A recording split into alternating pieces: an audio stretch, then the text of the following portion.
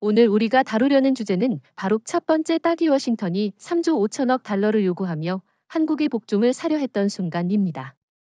이 사건은 단순히 외교 협상의 장면이 아니라 국제 질서가 뒤흔들린 결정적 장면이었죠. 도널드 트럼프 대통령은 한국에 3조 5천억 달러 아니면 25% 관세라는 협박을 내걸었습니다. 그런데 이 액수가 얼마나 거대한지 감이 오십니까? 한국 돈으로 4,800조 원, 우리 1년 국가 예산의 4배 이상입니다. 이는 사실상 돈을 내고 복종을 사라는 요구였지 결코 정당한 협상이 아니었습니다. 더 충격적인 건 미국이 이걸 당연하다는 듯 요구했다는 점이에요.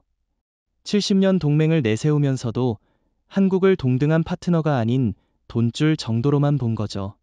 그러나 이재명 대통령은 단호하게 아니오라고 했습니다. 사실 일본의 시게루 이시바 총리는 서둘러 굴복해 15% 관세라는 치욕적인 조건을 받아들였잖아요. 일본 자동차 산업은 그 뒤부터 급격히 흔들렸습니다. 도요타 주가는 한 달 만에 20% 폭락하고 닛산과 혼다는 미국 시장에서 점유율이 곤두박질 쳤습니다. 일본 언론조차 우린 잘못된 길을 택했다고 비판했어요. 한국은 이 사례를 눈앞에서 확인했기에 더욱 결연히 맞설 수 있었던 겁니다. 하지만 저는 한 가지 의문이 있습니다. 당시 워싱턴의 위협은 정말 거셌습니다. 25% 관세라는 건 한국의 수출 산업 전반을 마비시킬 수 있는 폭탄이었죠. 특히 반도체, 자동차, 배터리 이런 핵심 산업들이 직격탄을 맞을 가능성이 컸습니다. 그렇다면 왜 한국은 두려움 없이 거절할 수 있었을까요? 단순히 의지만으로는 설명하기 어렵다고 봅니다. 좋은 지적입니다. 사실 한국이 가진 진짜 힘은 카드를 쥐고 있었다는 점입니다. 미국은 여전히 자신들이 공급망의 지배자라고 생각했지만 현실은 달라져 있었습니다. 반도체와 배터리, AI 서버칩, 전기차 핵심 부품, 이건 한국이 아니면 공급할 수 없는 것들이었습니다. 구글, 애플, 엔비디아 같은 빅테크 기업들이 한국의 기술에 목을 매고 있었죠. 게다가 유럽, 동남아, 중동 등은 이미 한국과 새로운 공급 계약을 추진하고 있었습니다. 한국이 아니오라고 말한 순간 미국 내부에서조차 우리가 곤란해진다는 비명이 터져나왔습니다. 그런데 일부에서는 여전히 이렇게 말합니다. 혹시라도 한국이 너무 강경하면 미국이 보복을 더 강하게 하지 않겠느냐는 우려 말이죠. 예컨대 일본은 단기적인 타격을 피하려고 서둘러 서명한 게 아니냐는 분석도 있습니다. 한국은 과연 버틸 수 있는 체력이 충분했을까요? 저는 그렇게 보지 않습니다. 일본과 한국의 조건은 전혀 달랐거든요. 일본은 미국에 대체 가능한 자동차를 팔았지만 한국은 대체 불가능한 기술을 쥐고 있었습니다. 반도체 하나만 봐도 그렇습니다. 미국이 아무리 칩 제조 능력을 키운다 해도 삼성과 SK가 제공하는 최첨단 메모리를 당장 대체할 수는 없습니다. 배터리 역시 마찬가지죠. LG에너지솔루션이나 SK온이 없으면 테슬라조차 생산 라인을 돌릴 수 없습니다. 일본은 카드가 없었고 한국은 카드가 있었습니다. 이 차이가 바로 승패를 갈랐습니다. 또 하나 흥미로운 점은 이재명 대통령의 발언이 단순히 국내 정치용이 아니라 국제사회에 큰 울림을 줬다는 겁니다. 우리는 주권을 돈으로 팔지 않는다. 이 말이 나오자 유럽 언론은 서울이 워싱턴을 향해 역사적 노를 외쳤다라고 보도했습니다. CNN조차 한국이 더 이상 미국의 그림자가 아님을 선언했다고 평가했죠. 이런 반응을 보면 한국의 거절은 단순히 미국과의 갈등을 넘어 세계 질서의 균형을 흔든 사건이었다고 할 수 있습니다. 중국과 일본의 반응도 흥미로웠습니다. 시진핑은 이 상황을 보면서 경계심을 감추지 못했어요. 왜냐하면 한국이 만약 진정한 독자 노선을 걷는다면 동북아 전체의 권력 구조가 바뀌게 되거든요. 일본은 더 심각했습니다. 이미 굴복해버린 뒤라 한국과 비교될수록 굴욕적으로 보일 수밖에 없었죠. 일본 언론은 한국은 거절로 승리했고 일본은 굴복으로 패배했다고 자성했습니다. 사실 3조 5천억 달러 요구가 터졌을 때 전 세계는 한국이 어떤 선택을 할지 숨죽여 지켜봤습니다. 워싱턴의 압박은 단순한 돈 문제가 아니라 한국은 미국에 종속된 2등 동맹이라는 낙인을 강제로 찍으려는 행위였으니까요.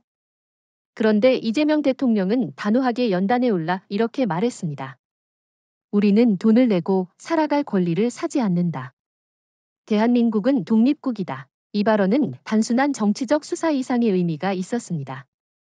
그 순간 서울은 굴복 대신 자존심을 택했고 국제사회는 그 장면을 역사적 선언으로 받아들였죠. 네, 저는 그 순간을 생생히 기억합니다. 유엔에서도 EU 의회에서도 그리고 심지어 미국 의회 내부에서도 충격이 퍼졌습니다.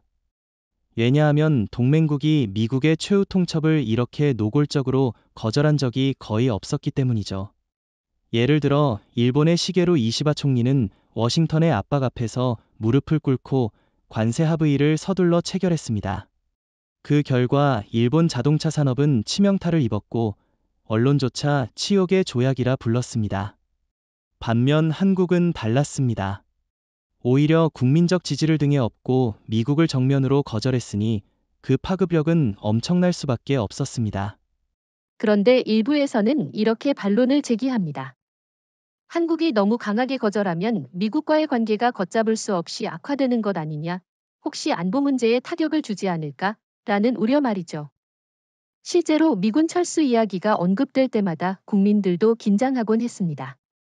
그렇다면 왜 이재명 대통령은 두려움 없이 그렇게 단호하게 발언할 수 있었을까요? 그 배경에는 두 가지 이유가 있습니다. 첫째, 한국의 경제적 기반이 이미 미국의 협박을 감당할 수 있을 만큼 강해졌다는 겁니다.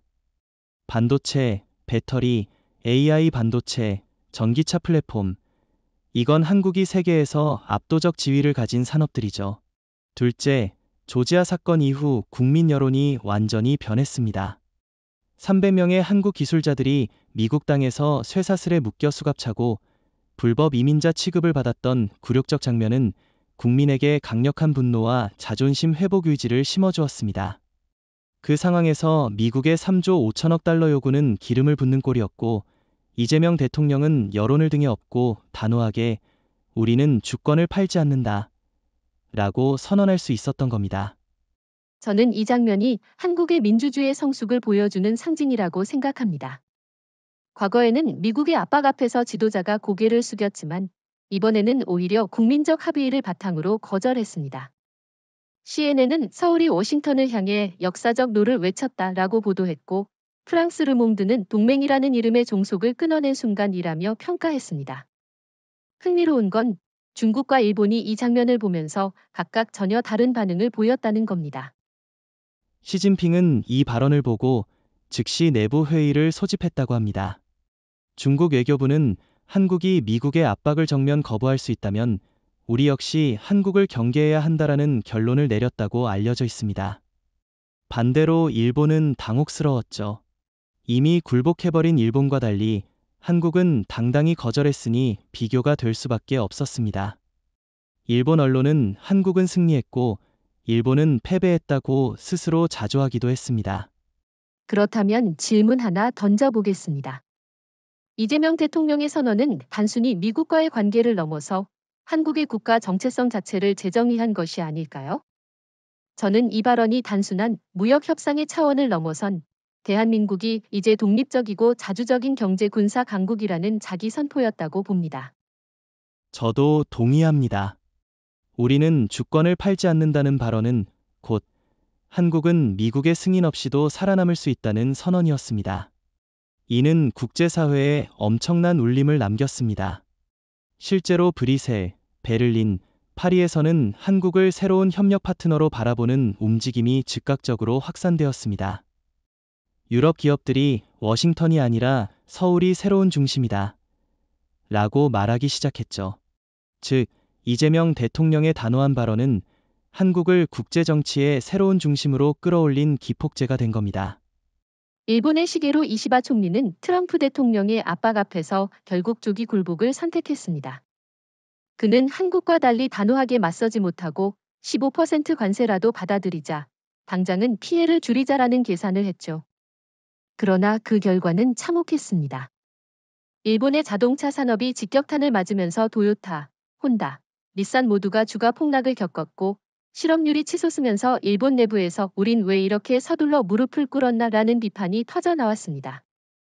당시 일본 언론조차 정부를 가차없이 비난했습니다.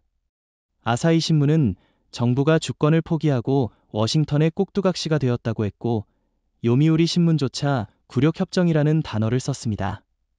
일본 국민들은 당장은 안정을 택했지만 결국 더 큰 위기를 자초했다는 사실을 뼈저리게 깨달았죠.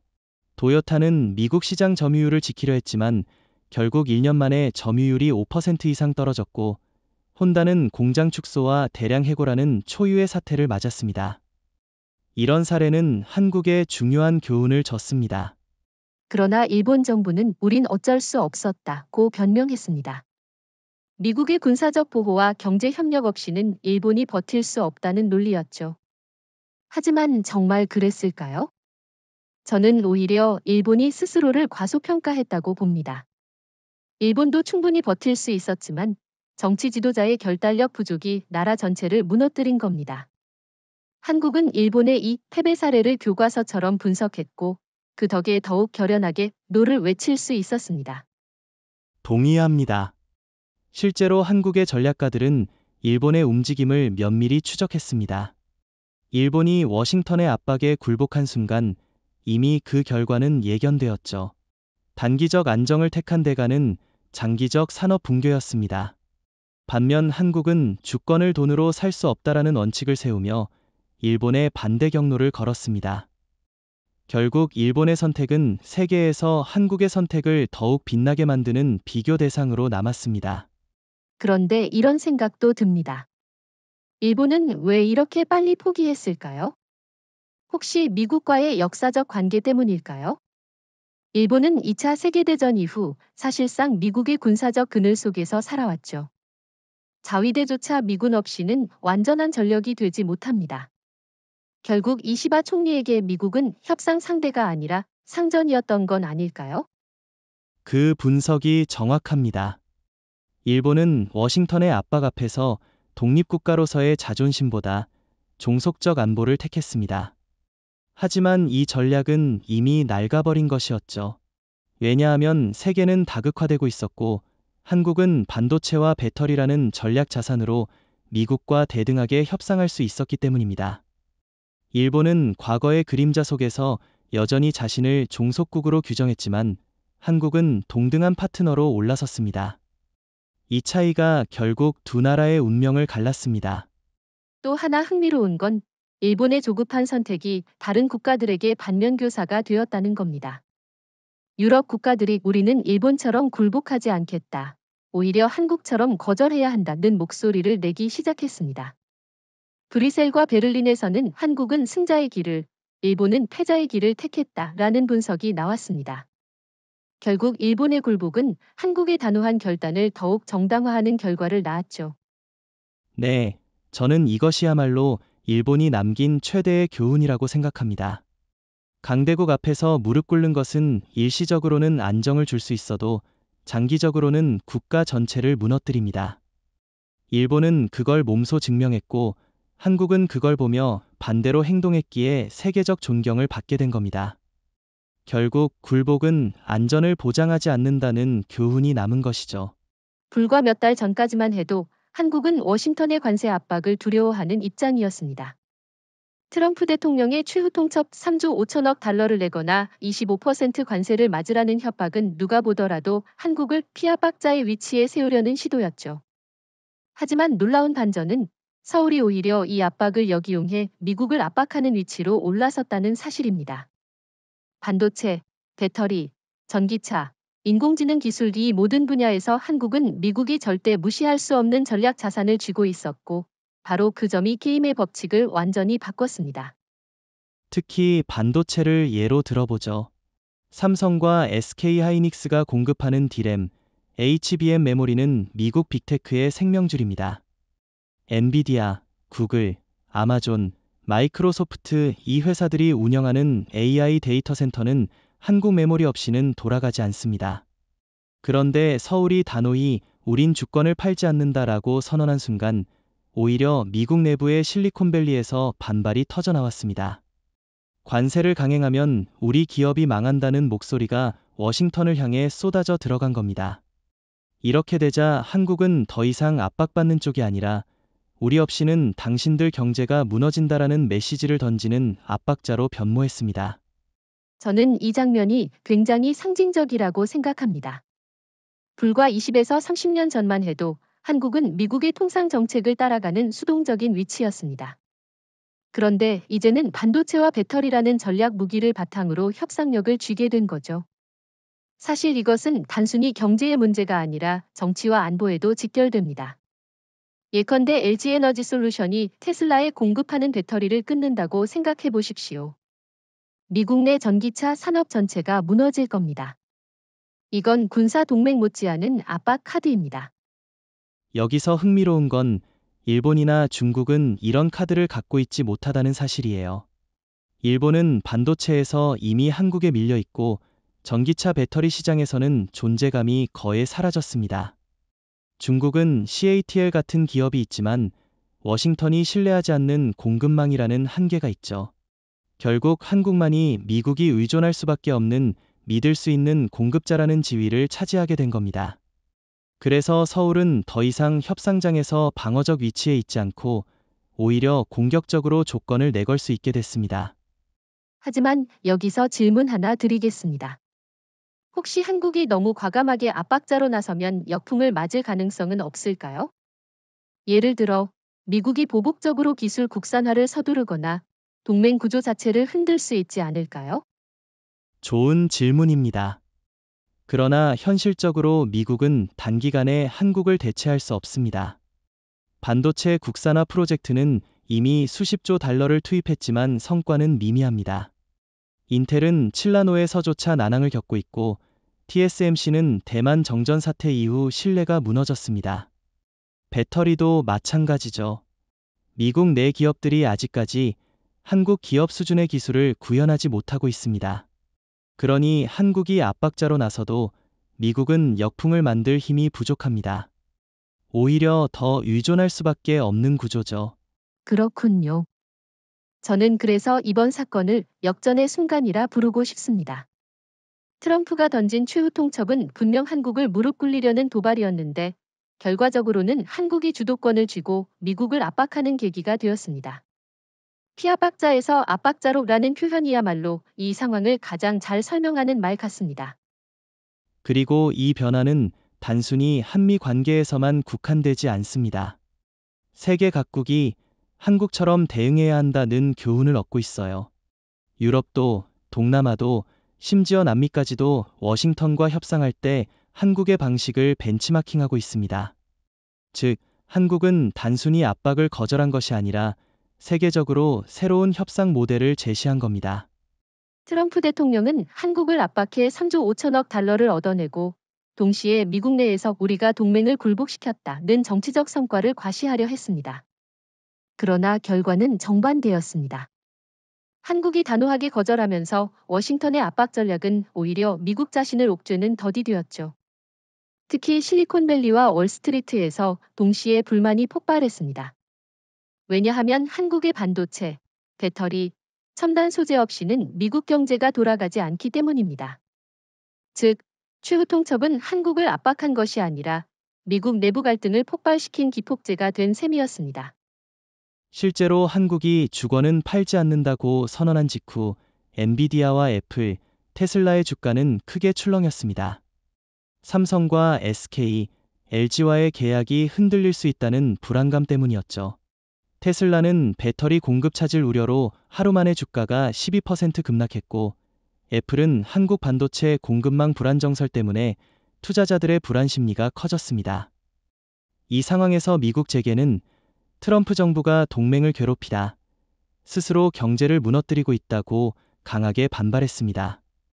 그러자 워싱턴 내부에서도 공화당과 민주당을 막론하고 혼란이 커졌습니다. 그런데 흥미로운 건 트럼프 정부는 처음엔 한국의 거부가 블러핑일 거라 생각했다는 점입니다. 결국은 미국 시장 없이는 못 버틸 것이라고 자신했죠. 하지만 한국은 정반대의 카드를 꺼냈습니다. 현대자동차는 남미와 유럽으로 수출선을 넓히며 미국 의존도를 줄였고, 삼성은 글로벌 시장 점유율을 무기로 가격 인상을 시사했습니다. 워싱턴의 위협이 현실화되기 전에 한국이 먼저 선수를 친 겁니다. 이건 마치 장기판에서 약자가 기권할 줄 알았는데 오히려 강수를 두어 판세를 뒤집은 상황과 같습니다. 미국 내부 전문가들도 이렇게 평가했습니다. 워싱턴이 던진 최후 통첩은 전략적 실수였다. 한국은 의존적 동맹이 아니라 핵심 공급자야. 실제로 미국의 싱크탱크인 브루킹스 연구소는 보고서를 통해 한국을 압박하면 미국이 더 큰 타격을 받는다라고 지적했습니다. 즉, 최후 통첩은 미국이 상대방을 굴복시키려던 카드였지만 결과적으로는 미국의 약점을 드러낸 셈이 되었죠. 그렇다면 여기서 질문하겠습니다. 미국이 이렇게 자충수를 둔 이유는 무엇일까요? 단순히 트럼프의 과격한 스타일 때문일까요? 아니면 구조적으로 미국이 한국을 과소평가했기 때문일까요? 저는 두 가지가 다 작용했다고 봅니다. 첫째, 트럼프 특유의 딜 방식이 지나치게 단순했어요. 그는 상대가 굴복할 거라고만 생각했지 한국이 주도적으로 반격할 거라고는 상상하지 못했습니다. 둘째, 미국 정치권 전반에 퍼져 있는 한국은 미국의 보호 없이는 살 수 없다라는 오래된 오만함이 문제였습니다. 그러나 지금은 현실이 바뀌었습니다. 한국은 세계 반도체 시장 점유율 60%, 배터리 시장 점유율 50%를 차지하고 있는 강국입니다. 미국이 오히려 한국에 의존하는 구조라는 점을 간과한 게 치명적인 실수였죠. 흥미로운 건 이 혼란이 단순히 경제 차원에서 끝나지 않았다는 겁니다. 외교적으로도 큰 파장이 있었습니다. 유럽은 즉각 반응했습니다. 우린 일본처럼 굴복하지 말고 한국처럼 주권을 지켜야 한다는 목소리가 커졌습니다. 심지어 프랑스와 독일은 미국과의 무역 협상을 잠시 보류하면서 한국의 선택을 벤치마킹했습니다. 워싱턴이 던진 최후 통첩은 세계적으로 한국식 거절 모델을 확산시키는 촉매가 된 겁니다. 중국도 당황했죠. 시진핑 정부는 한국이 미국을 거절할 수 있다면 우리와의 협상에서도 훨씬 더 강하게 나올 수 있다는 점을 깨달았습니다. 일본은 더욱 곤혹스러웠습니다. 이미 굴복한 일본과 달리 한국은 주도권을 쥔 국가로 평가받았으니 비교가 안 될 정도였죠. 이 때문에 일본 내부 여론은 우리는 한국처럼 하지 못했나 라는 자책으로 가득했습니다. 자동차 산업은 미국의 관세 압박에서 가장 직접적인 타깃이었습니다. 워싱턴은 한국 자동차를 향해 25% 관세 폭탄을 던질 수 있다고 공언했죠. 그러나 현대차는 오히려 두려워하지 않고 정면 승부에 나섰습니다. 겉으로는 미국 현지 고용 확대를 언급하며 달래는 듯 보였지만 실제 전략은 달랐습니다. 수출 물량을 서서히 줄이고 남미와 유럽으로 판로를 넓혀 미국을 압박하는 방식이었죠. 특히 현대차가 남미에서 보여준 행보는 미국을 당황하게 만들었습니다. 브라질과 멕시코 시장에서 현대차는 전기차 라인업을 집중적으로 밀어붙였고 현지 언론은 한국 자동차가 미국 대신 남미를 선택했다라고 보도했죠. 유럽에서는 더 큰 반향이 있었습니다. 독일과 프랑스 소비자들 사이에서 일본 차는 미국에 굴복했지만 한국 차는 독립적이다 라는 이미지가 형성되면서 현대차와 기아차 판매량이 급등했습니다. 결국 미국 시장을 압박할 카드로 남미와 EU가 등장한 겁니다.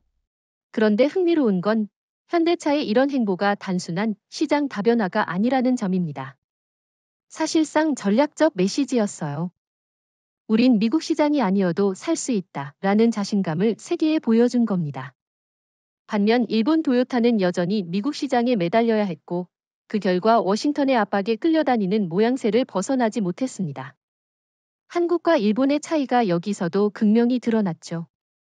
일본 언론조차 이를 인정했습니다. 니혼게이자이 신문은 현대차는 시장을 다변화하며 미국의 압박을 흡수했지만 일본 차는 미국 의존에서 벗어나지 못했다고 분석했죠. 이건 단순히 자동차 회사의 전략 차이를 넘어 국가 전략 차이와도 연결됩니다. 한국은 자주 노선을 택했고 일본은 종속 노선을 택한 겁니다. 결과적으로 현대차는 미국의 최후 통첩을 역이용해 세계에서 브랜드 가치를 높였고 일본 차는 신뢰를 잃었습니다. 일각에서는 이런 의문을 제기합니다. 미국 시장은 여전히 세계 최대의 단일 시장인데 현대차가 거기를 버리면 손해 아닌가? 라고요. 그러나 현실은 그렇지 않습니다. 남미와 유럽 시장의 성장세는 미국의 감소분을 충분히 보완할 수 있었습니다. 특히 유럽은 환경 규제를 강화하면서 전기차 수요가 폭발적으로 늘고 있었고 현대차는 이 기회를 놓치지 않았습니다. 반면 미국은 여전히 내연기관 중심으로 정책을 유지하며 전기차 전환 속도가 더뎠죠. 현대차가 미국을 버리고 유럽을 택한 건 사실상 미래를 선택한 겁니다. 남미도 마찬가지였어요. 멕시코, 브라질 등 신흥시장은 전기차 인프라 확충이 한창인데 현대차가 먼저 들어가 시장을 선점했습니다. 미국은 강대국이라는 이름에 안주했지만 현실은 미래 먹거리를 놓치고 있었죠. 결국 현대차의 전략은 미국은 당장 흔들어도 괜찮다, 우리는 더 큰 시장에서 살아남는다 라는 메시지로 요약할 수 있습니다. 또 하나 짚고 싶은 건 현대차의 이런 반격이 단순히 기업 차원의 행동이 아니라 국가 전략과도 맞물렸다는 겁니다. 이재명 대통령이 선언한 우리는 주권을 팔지 않는다는 노선과 현대차의 행보가 정확히 일치했죠. 기업이 국가 전략을 실천하는 역할을 한 겁니다. 워싱턴은 동맹국을 압박한다고 생각했지만 실제로는 한국 정부와 한국 기업이 완벽한 공조로 대응하면서 압박이 통하지 않게 된 거죠. 그래서 저는 이 장면을 이렇게 봅니다. 현대차는 단순한 자동차 회사가 아니라 대한민국 외교의 또 다른 전선이었다. 워싱턴이 관세로 압박할 때 현대차는 수출 전략으로 역압박을 가했고 이는 결국 미국 내 소비자와 기업들을 불안하게 만들었습니다. 한 기업의 전략이 국가 전체의 협상력으로 이어진 대표적 사례라고 할 수 있죠. 사실 워싱턴의 최후 통첩이 던져졌을 때 가장 민감하게 반응한 업계가 어디였는지 아십니까? 바로 IT와 반도체 업계였습니다. 미국의 빅테크 기업들은 반도체 없이는 하루도 버틸 수 없는 구조죠. 그런데 삼성전자가 정면으로 나섰습니다. 우리는 더 이상 헐갑에 기술을 팔지 않겠다. 미국이 관세로 압박한다면 우리도 가격으로 응수하겠다. 그리고 실제로 삼성은 디램과 낸드 플래시 가격을 최대 30% 인상한다고 발표했습니다. 이 결정은 미국 경제에 충격파를 던졌습니다. 그 여파는 정말 즉각적이었죠. 엔비디아, 애플, 구글, 아마존 같은 기업들이 곧바로 비명을 질렀습니다. 특히 엔비디아는 AI 서버에 들어가는 HBM 메모리 대부분을 삼성과 SK 하이닉스에 의존하고 있는데 가격이 30% 오르면 단순히 비용 증가 차원이 아니라 경쟁력 자체가 흔들립니다. 애플 역시 아이폰과 맥북에 들어가는 메모리 단가가 올라가면서 수익성에 치명타를 맞게 되었죠. 결과적으로 트럼프가 던진 최후 통첩이 삼성의 가격 인상이라는 역공으로 돌아온 겁니다. 그런데 흥미로운 건 삼성의 결정이 단순히 기업 차원의 선택이 아니었다는 점입니다. 이재명 대통령이 우리는 주권을 팔지 않는다라는 선언 이후 삼성은 사실상 국가 전략의 최전선에 섰습니다. 기업이 정부의 결단과 보조를 맞추며 워싱턴을 압박하는 민관 합동 전선이 형성된 거죠. 반도체 가격 인상은 미국 정부를 직접 겨냥한 게 아니라 미국 내 기업들이 워싱턴을 압박하도록 유도하는 전략이었습니다. 결국 삼성은 시장 논리를 통해 미국 정치에 타격을 가한 셈입니다. 이건 정말 영리한 전략이었어요. 직접적으로 우린 미국과 싸우겠다라고 선언하는 대신 단순히 시장 상황에 따라 가격을 조정하겠다고 한 겁니다. 그러나 그 시장 상황이란 사실상 워싱턴의 압박 때문이었죠. 이렇게 되니 미국 빅테크 기업들이 직접 트럼프 정부에 항의할 수밖에 없었습니다. 당신들 때문에 우리의 원가가 폭등하고 있다. 정책을 바꿔라. 워싱턴은 한국을 압박하려 했지만 오히려 자국 기업들에게서 역압박을 받게 된 겁니다. 일각에서는 이런 질문도 던집니다. 삼성이 가격 인상을 단행하면 글로벌 시장에서도 반발이 생기지 않을까? 하지만 실제로는 그렇지 않았습니다. 왜냐하면 글로벌 시장은 이미 한국 반도체에 의존하고 있었기 때문입니다. 중국은 기술적으로 뒤처져 있고 일본은 사실상 메모리 시장에서 철수했으며 미국은 자체 생산 능력이 부족합니다. 선택지가 없으니 결국 전 세계는 삼성의 가격 인상을 받아들일 수밖에 없었던 겁니다. 그리고 이건 단순한 경제적 압박이 아니라 심리적 압박도 컸습니다.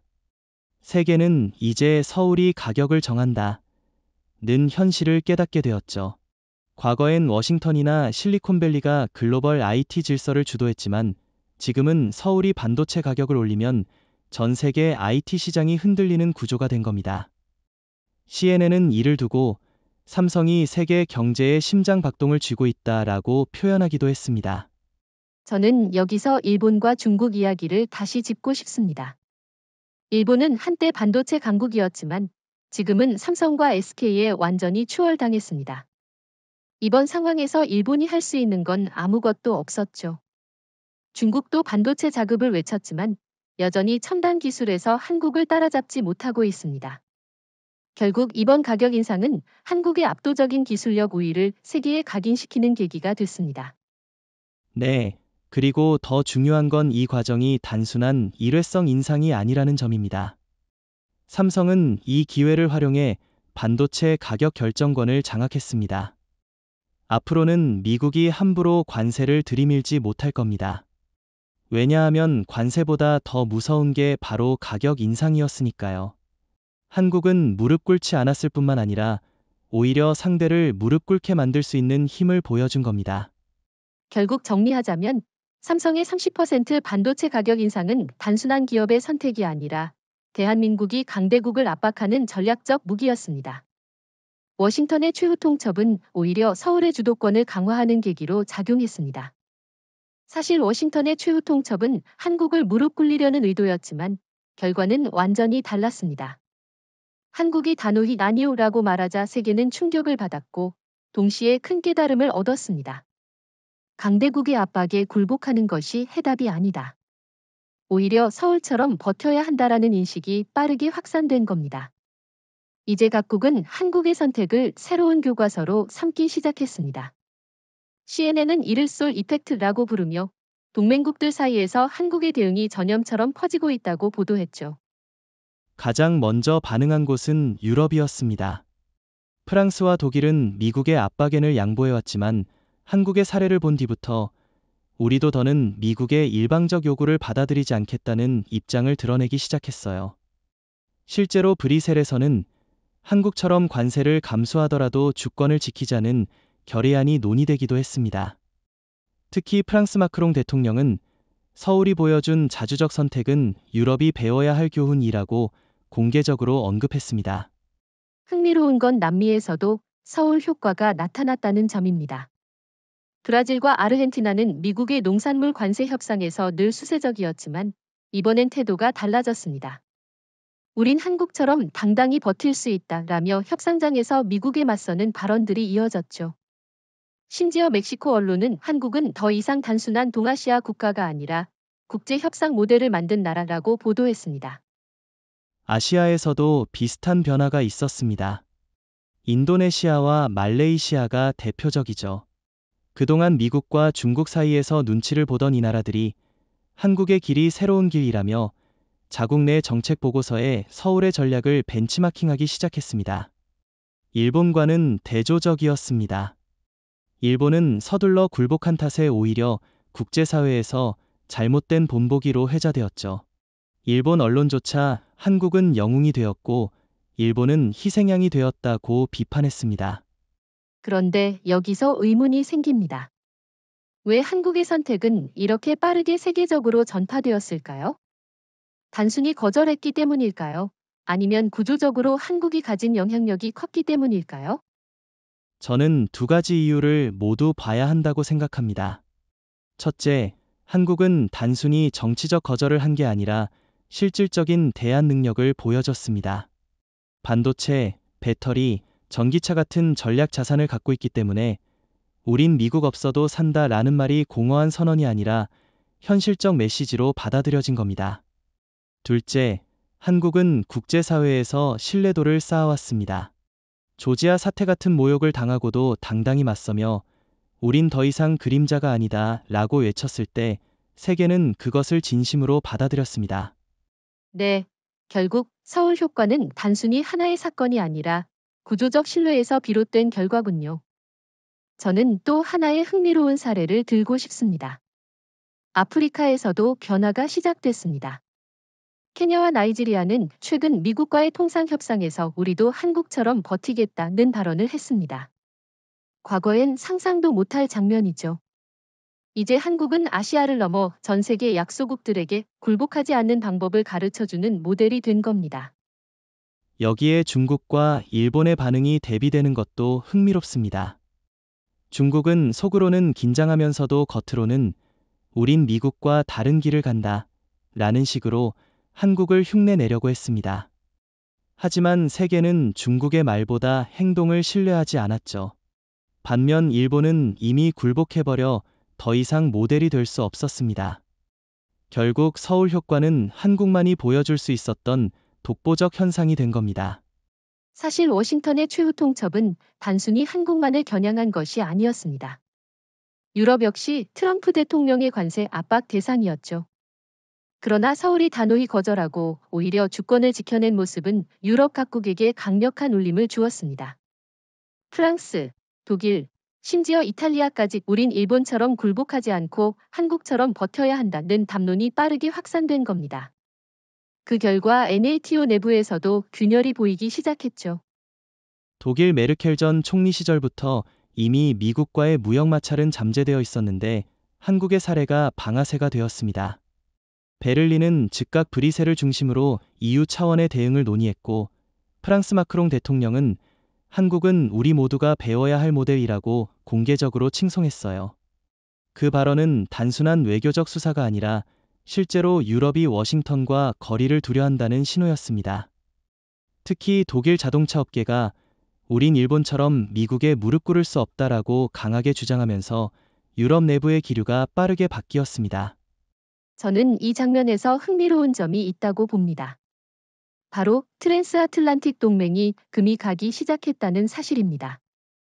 과거에는 미국이 압박하면 유럽이 따라오는 구조였지만 지금은 반대 상황이 벌어지고 있습니다.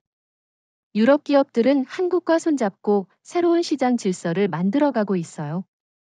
예를 들어 프랑스의 르노, 독일의 폭스바겐은 한국 배터리 기업들과 협력 계약을 확대하면서 사실상 미국을 우회하는 길을 택했습니다. 워싱턴의 압박이 오히려 유럽을 한국 쪽으로 밀어낸 셈이죠. 심지어 EU 내부에서는 BRICS와의 독자적 무역 채널을 모색하는 움직임도 포착됐습니다. 한국이 BRICS 가입 초청을 받은 사실은 유럽에게도 큰 충격이었죠. 만약 한국이 미국 밖에서 새로운 질서를 주도한다면 우리도 거기에 합류해야 한다는 계산이 작동한 겁니다. NATO가 군사 동맹이라면 경제적으로는 이제 미국 의존에서 벗어나려는 흐름이 본격화된 겁니다. 하지만 일부에서는 이런 우려도 제기합니다. 유럽이 미국과 갈라서면 안보가 흔들리지 않겠느냐는 것이죠. 실제로 폴란드나 발트 3국 같은 나라들은 여전히 러시아 위협을 이유로 미국과의 긴밀한 관계를 강조하고 있습니다. 그렇다면 유럽이 정말로 워싱턴을 버리고 서울과 같은 길을 걸을 수 있을까요? 좋은 질문입니다. 그러나 현실은 이미 달라졌습니다. 러시아와의 갈등 속에서도 유럽은 미국만 바라볼 수 없는 처지에 놓였습니다. 에너지 위기가 대표적이죠. 러시아산 가스가 끊기자 미국은 LNG 수출을 무기로 삼았는데 가격을 두세 배로 올려 유럽을 사실상 착취했습니다. 반면 한국은 안정적인 배터리와 반도체 공급망을 제공하면서 실질적 동맹으로 자리 잡았죠. 유럽이 워싱턴 대신 서울을 바라보는 건 단순한 정치적 선택이 아니라 경제적 생존을 위한 필연입니다. 한국이 워싱턴의 최후 통첩을 거절한 직후 전 세계가 충격에 빠졌습니다. 그런데 흥미로운 일이 벌어졌죠. 바로 BRICS가 한국에 손을 내민 겁니다. 브라질, 러시아, 인도, 중국, 남아프리카로 시작한 이 협의체는 이미 글로벌 경제에서 미국과 EU에 맞서는 축으로 성장하고 있었고, 최근엔 사우디아라비아, 이란, 이집트 같은 에너지 강국까지 합류했습니다. 그런데 여기서 한국을 공식적으로 초청한 것이죠. 그만큼 서울의 전략적 가치가 커졌다는 의미입니다. BRICS의 초대는 단순한 외교 이벤트가 아니었습니다. 이것은 세계가 한국을 미국의 하위 동맹이 아닌 독자적 핵심 축으로 인정했다는 증거였죠. 특히 러시아의 푸틴 대통령이 한국은 반도체와 배터리 분야에서 독보적인 기술력을 갖췄다. BRICS가 필요로 하는 건 바로 이런 전략적 파트너라고 언급한 건 상징적입니다. 과거에는 러시아가 한국을 미국 진영에 묶인 국가로만 보았는데 이제는 새로운 질서의 동반자로 바라보고 있는 겁니다. 그렇지만 여기서 중요한 질문이 있습니다.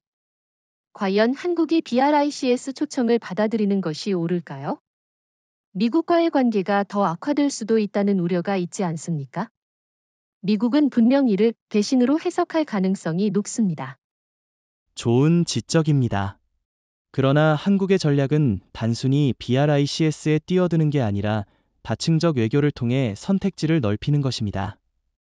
워싱턴의 압박이 심해질수록 한국은 플랜 B를 준비해야 합니다.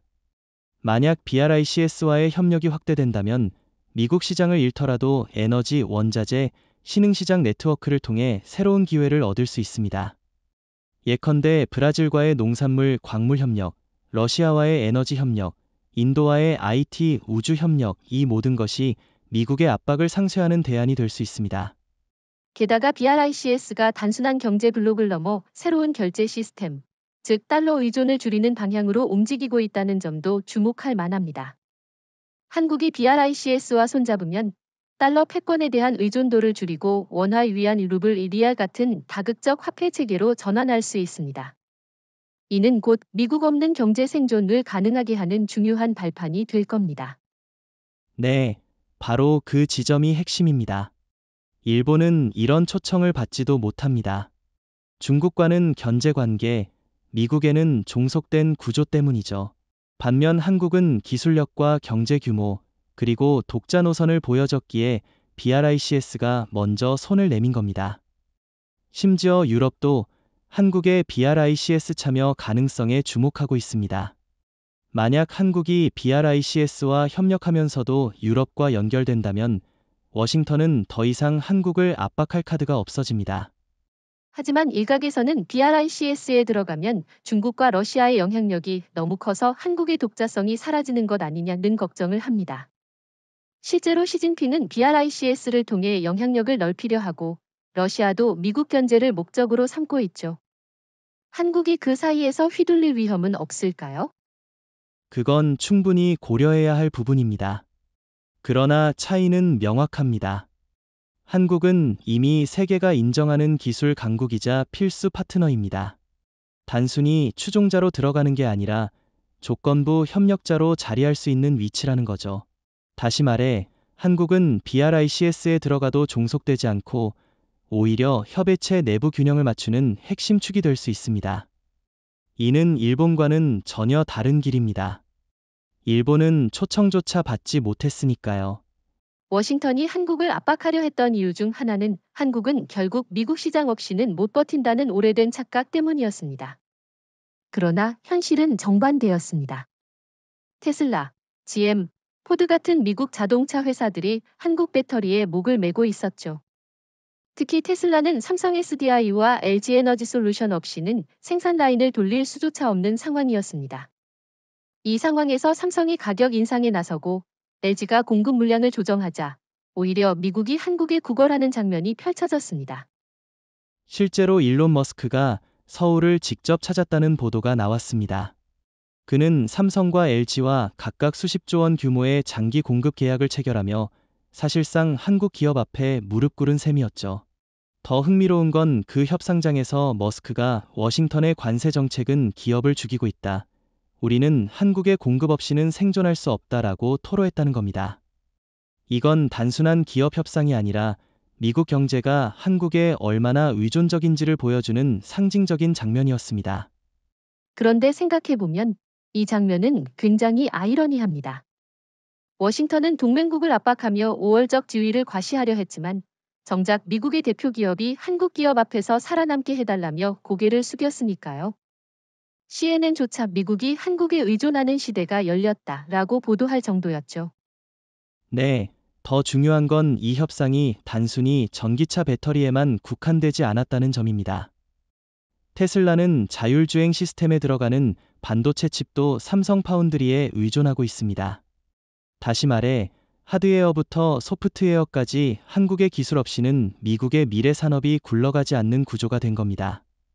이것이 바로 여기존입니다.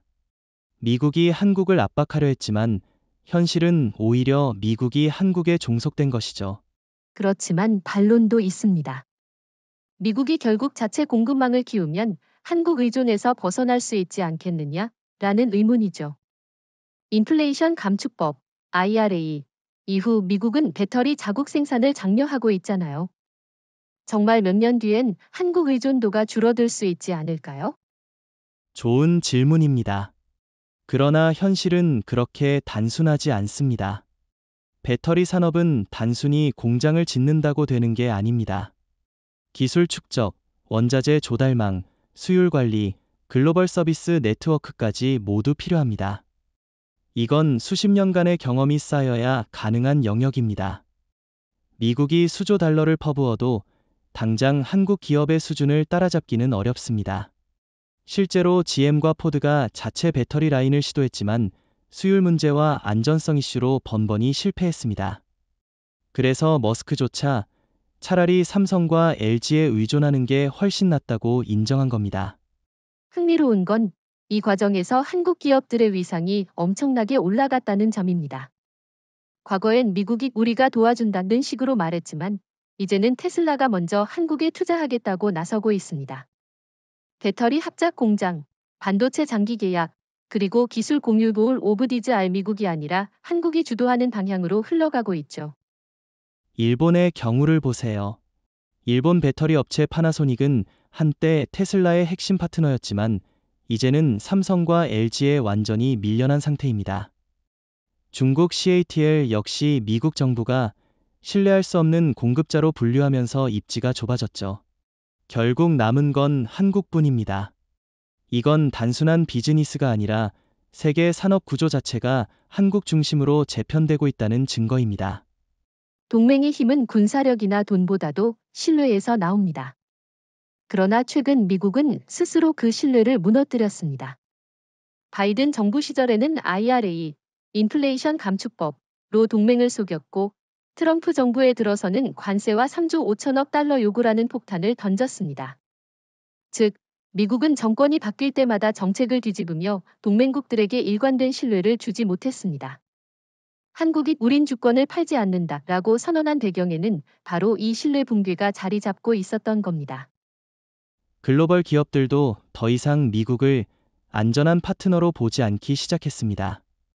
예를 들어 유럽 기업들은 IRA로 인해 막대한 투자를 날릴 뻔했고 한국 기업들은 하루아침에 불법 이민자 취급을 받으며 굴욕을 겪었습니다.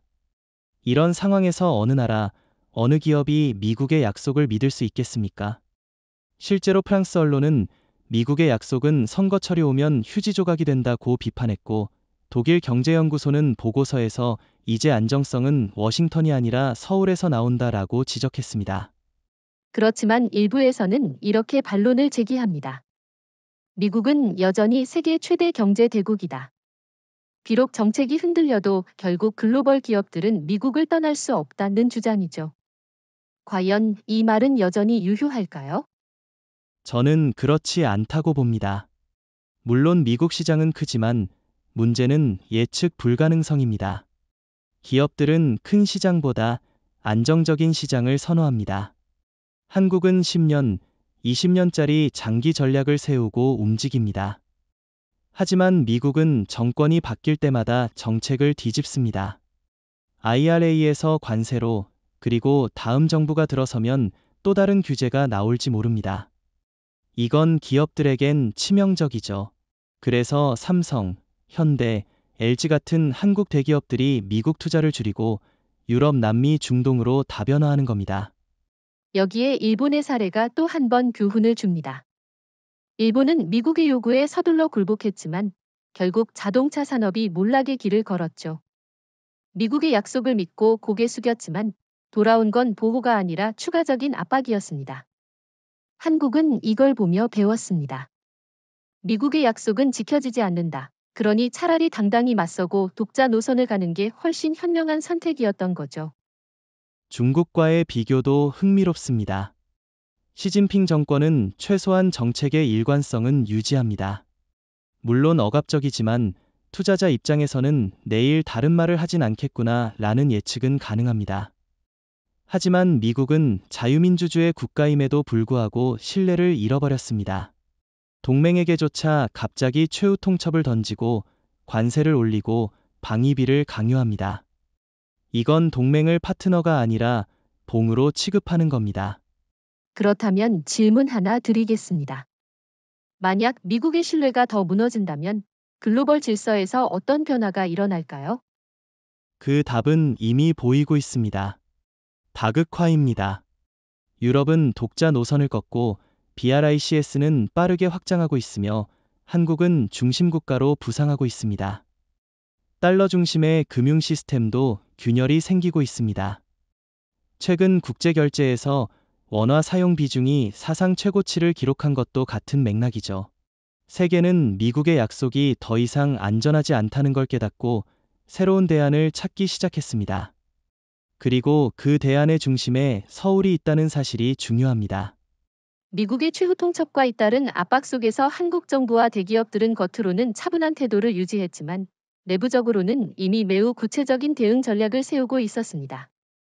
그 핵심이 바로 플랜 B, 즉 미국에서의 자본 철수 시나리오입니다. 이것은 단순히 투자 축소가 아니라 아예 미국 시장을 떠나고 새로운 거점을 유럽, 아시아, 중동, 남미 등으로 재편하는 장기적 계획을 의미합니다. 실제로 삼성, 현대, SK, LG 같은 주요 그룹들은 워싱턴의 협박이 계속될 경우 미국 내 투자를 동결하거나 점진적으로 철수하는 방안을 검토했습니다. 예를 들어 삼성의 텍사스 테일러 반도체 공장은 당초 400억 달러 규모였는데 최근 추가 투자를 보류하는 움직임이 포착되었습니다. 현대차 역시 조지아 전기차 공장 프로젝트에 대한 확장 계획을 잠정 중단했죠. 이건 단순한 압박용 제스처가 아니라 실제로 실행 가능한 로드맵에 따라 움직이고 있다는 증거입니다. 그렇다면 이런 플랜 B가 실행될 경우 미국 경제에는 어떤 타격이 올까요? 저는 특히 반도체와 배터리 공급망이 붕괴할 가능성을 우려합니다. 삼성과 SK가 미국에 공급하는 첨단 메모리가 줄어들면 구글, 애플, 엔비디아 같은 회사들이 치명적 위기를 맞을 겁니다. LG와 SK온의 배터리 공급이 축소되면 테슬라와 GM의 생산 라인은 멈출 수도 있습니다. 워싱턴은 한국을 압박한다고 생각했지만 실제로는 자국 산업을 파산으로 몰아넣을 수 있는 위험한 게임을 하고 있는 셈입니다. 더 흥미로운 건 이 철수 자본이 어디로 흘러가느냐입니다. 한국 기업들은 단순히 본국으로 돌아오는 게 아니라 유럽과 남미, 중동으로 이동할 가능성이 큽니다. 유럽은 안정적인 법제와 거대한 전기차 시장을 갖고 있고 남미는 원자재 공급지로서 매력이 크며 중동은 오일머니를 기반으로 한 신산업 육성 프로젝트에 적극적입니다. 만약 한국 자본이 이 지역으로 이동한다면 미국은 동맹을 잃을 뿐만 아니라 세계 시장의 주도권까지 한국과 다른 지역에 내주게 됩니다. 그렇지만 일각에서는 미국 시장을 완전히 버리는 건 리스크가 크지 않느냐는 반론도 있습니다. 여전히 세계 최대 소비 시장이니까요. 과연 한국 기업들이 실제로 철수를 실행할까요? 아니면 단순한 협상용 카드일까요? 저는 협상용 카드이자 동시에 현실적 플랜이라고 봅니다. 한국은 당장 모든 자본을 빼오진 않겠지만 단계적으로 축소하고 분산할 겁니다. 실제로 삼성은 이미 베트남, 인도, 유럽에서 생산 기지를 확대하고 있고 현대는 체코와 슬로바키아에서 전기차 공장을 가동 중입니다. LG에너지솔루션도 폴란드와 헝가리에 대규모 배터리 공장을 세웠습니다. 즉, 미국 시장이 흔들려도 대체할 수 있는 구조를 점차 마련해왔다는 거죠. 그러니 플랜 B는 허상이 아니라 현실입니다. 저는 이 부분이야말로 미국이 가장 두려워해야 할 시나리오라고 생각합니다. 동맹국의 자본 철수는 단순한 경제 손실이 아니라 글로벌 신뢰 상실로 이어집니다. 만약 한국이 떠난다면 다른 나라들도 우리도 미국에 투자하지 말자는 메시지를 공유하게 될 겁니다.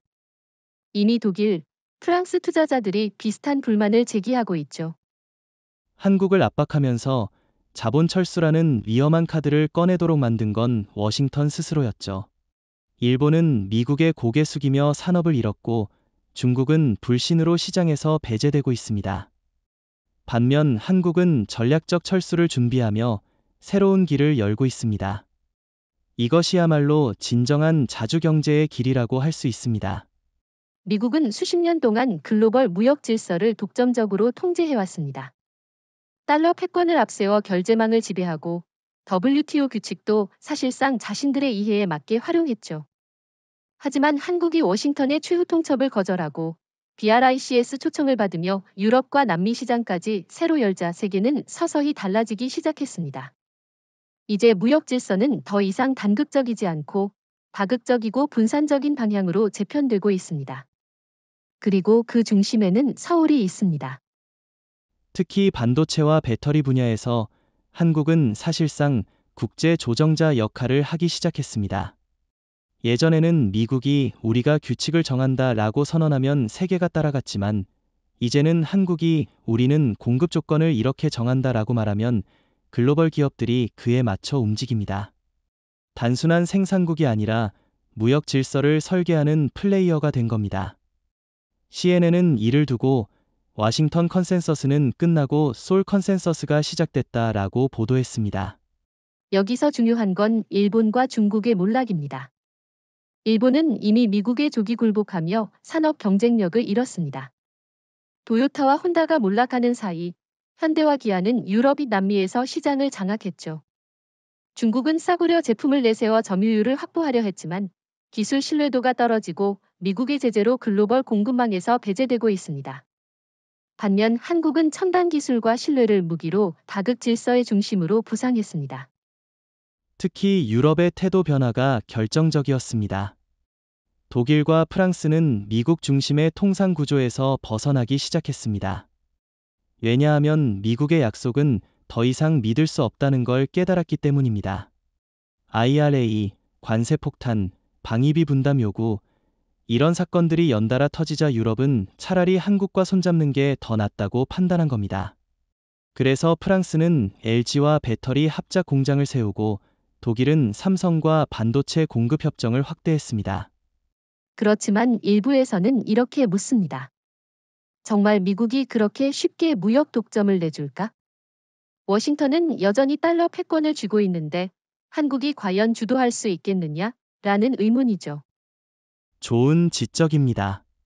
하지만 달러 패권도 균열이 시작됐습니다. BRICS 국가들은 이미 독자 결제 시스템을 추진하고 있고 한국 역시 원화를 국제 결제에 확대 적용하고 있습니다. 실제로 중동 원유 거래에서 한국 원화와 아시아 영내 통화 결제가 일부 도입되기 시작했습니다. 이는 단순한 통화 변화가 아니라 미국을 거치지 않아도 무역이 가능하다는 상징입니다. 워싱턴의 독점은 무너지고 있고 서울은 그 공백을 메우고 있는 겁니다. 저는 이 장면이 마치 제2차 세계대전 이후 영국 파운드 패권이 몰락하고 미국 달러가 떠올랐던 순간과 비슷하다고 생각합니다. 이제는 달러가 흔들리고 한국과 같은 새로운 주체들이 무역 질서를 다극화시키는 시대가 열린 겁니다. 그리고 이번에는 한국이 중심이 되고 있습니다. 일본은 그 자리를 차지하지 못했습니다. 미국에 너무 깊이 종속돼 있었고 독자적 결정을 내릴 힘이 없었습니다. 중국도 국제 신뢰를 얻지 못했습니다. 결국 남은 건 한국뿐입니다. 기술, 신뢰, 그리고 정치적 결단, 이 세 가지를 모두 갖춘 국가는 지금 세계에서 한국이 유일합니다. 그래서 워싱턴 이후의 시대, 무역 질서의 새로운 중심은 서울일 수밖에 없습니다. 불과 몇 달 전만 해도 많은 이들은 한국이 워싱턴의 최후 통첩 앞에서 일본처럼 무릎을 꿇을 것이라고 예상했습니다. 3조 5천억 달러라는 천문학적 금액, 25%라는 살인적 관세, 그 누구도 버틸 수 없을 거라 봤죠. 그러나 한국은 달랐습니다. 이재명 대통령은 단호하게 우리는 주권을 팔지 않는다라고 선언했고 서울은 굴복이 아닌 거절을 선택했습니다. 바로 그 한마디 나니오가 역사를 바꾼 순간이었습니다. 그 거절은 단순히 한 나라의 외교적 선택이 아니었습니다. 세계의 질서의 균형이 흔들렸습니다. 일본은 굴복했고 중국은 불신을 샀지만 한국은 주권을 지켜내며 새로운 모델을 만들었습니다. CNN은 이를 솔샥이라 불렀고 유럽 언론은 한국은 더 이상 동맹 2등급이 아니다. 이제 룰메이커다 라고 평가했습니다. 단 한 번의 거절이 한국을 피해자가 아닌 역사의 주도자로 세운 겁니다. 저는 이 장면이 마치 냉전 시절의 쿠바 미사일 위기와 비슷하다고 생각합니다. 당시 작은 섬나라 쿠바가 세계를 뒤흔든 것처럼 이번엔 한국이 글로벌 패권의 판을 흔든 겁니다. 하지만 차이는 있습니다. 쿠바는 소련의 보호 속에서 버텼다면 한국은 오직 자신들의 기술력과 국민적 결단으로 맞섰습니다.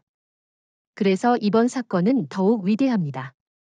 네, 그리고 이번 거절은 경제뿐 아니라 정신적 전환점이 되었습니다. 수십 년 동안 한국은 미국을 상전처럼 바라봤지만 이제는 동등하거나 그 이상의 위치로 올라섰습니다. 테슬라가 삼성과 LG 앞에서 무릎을 꿇고 유럽이 한국을 따라하며 BRICS가 서울을 초청하는 시대가 열린 겁니다. 이것이 바로 아니오가 만들어낸 새로운 현실입니다. 그렇지만 이런 반론도 있습니다. 미국은 여전히 세계 최강대국이다. 한국이 아무리 거절해도 결국 미국 없이는 못 산다라는 주장 말이죠. 저는 이 말이 아직도 일부 전문가들 입에 오르내리는 게 놀랍습니다. 정말 그런가요? 아니죠. 현실은 오히려 정반대입니다. 미국이 한국 없이는 못 사는 구조로 바뀌었습니다. 반도체, 배터리, AI 칩, 전기차 부품 이 모든 게 한국의 손에 달려 있습니다. 일본은 몰락했고 중국은 신뢰를 잃었습니다. 결국 미국이 의존할 수 있는 건 한국뿐입니다. 워싱턴이 한국을 압박하면 할수록 오히려 자국 기업과 경제가 흔들리는 역설이 벌어졌습니다. 이것이 이번 사태가 남긴 가장 중요한 교훈입니다. 결국 정리하면 이렇습니다. 한때 최후 통첩처럼 보였던 협박이 한국에게는 오히려 기회가 되었습니다. 한국은 거절을 통해 세계의 존경을 얻었고 미국의 독점 질서는 금이 갔습니다. 서울은 이제 피해자가 아니라 새로운 질서를 설계하는 건축가가 되었습니다.